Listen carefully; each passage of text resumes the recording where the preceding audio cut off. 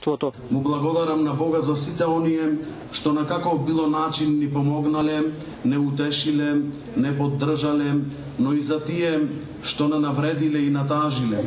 Му благодарам и за сите вас во Христа возлюбени, кои што дојдовте денес да ја споделите радоста на нашето монашко семејство. На повеќе од 300 страници во зборникот се опишува монашкиот живот, значењето на манастирот, неговата инфраструктура. Ова четиво ни го опишува животот, маките, страданијата, мачеништвата на нашите современици, монасите и монахините, и потресните настани за манастирите Бигорски и Рајчица од затекнатото пред 20 години до доживеаното при нивното возобновување.